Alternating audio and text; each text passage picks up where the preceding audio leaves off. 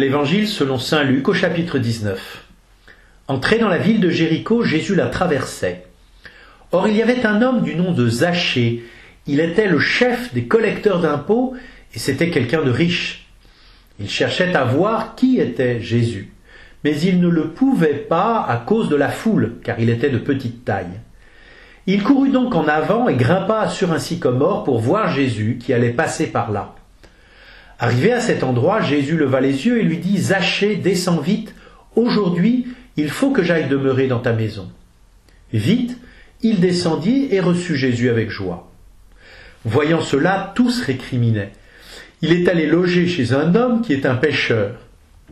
Zachée, debout, s'adressa au Seigneur. « Voici, Seigneur, je fais don aux pauvres de la moitié de mes biens, et si j'ai fait du tort à quelqu'un, je vais lui rendre 4 fois plus. » Alors Jésus dit à son sujet, « Aujourd'hui le salut est arrivé pour cette maison, car lui aussi est un fils d'Abraham. En effet, le Fils de l'homme est venu chercher et sauver ceux qui étaient perdus. »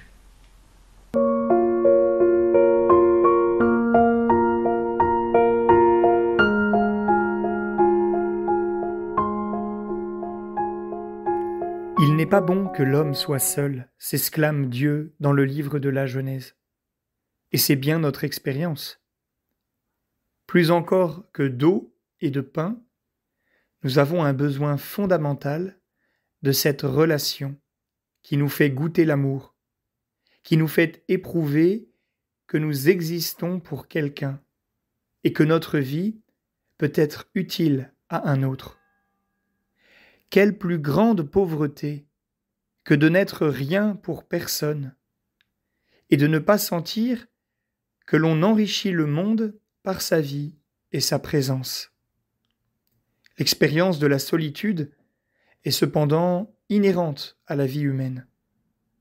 Même en la présence physique de beaucoup, nous ne trouvons pas toujours quelqu'un capable de recevoir la parole profonde, intime, porteuse de secrets et de blessures que nous voulons partager.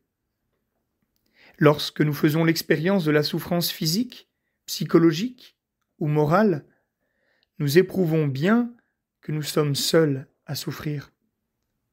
Plus encore, la grande épreuve de la mort nous laisse dans l'appréhension d'une grande solitude, car personne ne peut me conduire en ce passage. Le salut que Dieu nous offre en Jésus est précisément le don d'une présence. À ceux qui ne sont plus rien pour personne, Jésus vient offrir le don de son amitié. Il s'invite chez eux, il partage leur table. Il prend la place du dernier des derniers. Par toute sa vie, Jésus vient remplir de sa présence humaine et divine tout ce qui fait notre existence humaine, dans ses succès, ses souffrances et même sa mort. Désormais, pour toujours, en tous ces lieux, nous ne sommes plus seuls. Même le séjour des morts a été visité par lui. À tous ses disciples qu'il envoie en mission, Jésus promet qu'il sera avec eux chaque jour jusqu'à la fin des temps.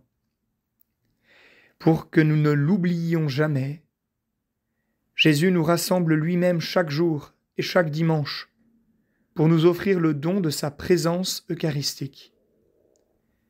De la solitude, Dieu nous sauve en nous faisant entrer dans la communion, en sa présence et celle de nos frères et sœurs. Vivons nous-mêmes de ce salut, en ouvrant notre vie à sa présence et en offrant la nôtre à tous ceux de nos frères et sœurs qui en ont tant besoin.